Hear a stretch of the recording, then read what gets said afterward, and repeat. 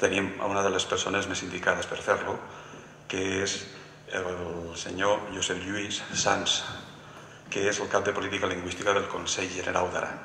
Intel·lectualment, en qui a 1935 hagués en multi plantejaments acadèmics era un mateix territori lingüístic, no hi havia diferència entre la llengua catalana i la llengua occitana, formaven part tutti del mateix tronc i de la mateixa llengua. En 1934-35 les causes se tallen perquè hi ha una decisió per part de certs intel·lectuals catalans abanderats en aquell moment per Pompeu Fabra que determinen que la llengua catalana és diferent de la llengua occitana. En aquests moments és desorientada, producte de la seva situació social d'abandonament i de persecució, i diria que encara en aquests moments és perseguida, en la llengua occitana, és una llengua amenaçada, desconeguda, per la gens del mateix territori.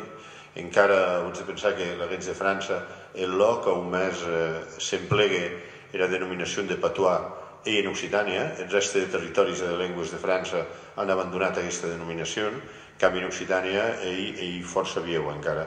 D'això porti qualques frases de vet estudiós, de vet intel·lectual, com per exemple de Félix Castan, que ha estat un activista de la llengua morica en l'any 2002, i que diguia avui la llengua occitana s'ha morta, s'apaga, més la literatura occitana encara hi viua. Cada generació d'escrivans occitans crec que ell era darrere. Hi ha classes d'occità a les universitats dels Estats Units, d'Alemanya, de Japó, de Rússia, de Finlàndia, de Canadà, de Gran Bretanya, d'Austràlia, de Lleida, no hi ha sigut. Sabeu que en Lleida hi ha la càtedra d'estudis occitans i que, a més, hi ha la soleta titulació d'estudis occitans universitaris que hi ha en l'estat espanyol. L'estat és qui és propietari de la llengua, diríem. En la seva Constitució, la Constitució francesa, diu molt clarament que les llengües regionals són una qüestió de França, per tant, és l'estat qui ha d'administrar i de nuar.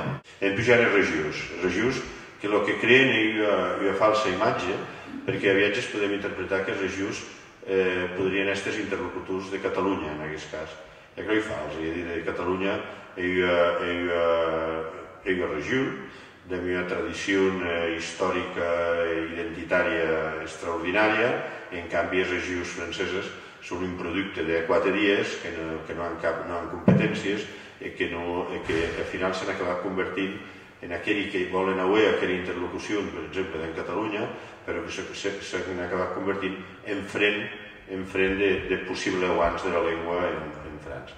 El posicionament de la Val d'Aran i el posicionament de Catalunya, que, com sabeu, Catalunya ha declarat l'occità llengua oficial de tot Catalunya. Per tant, Catalunya, en aquests moments, 3 llengües oficials.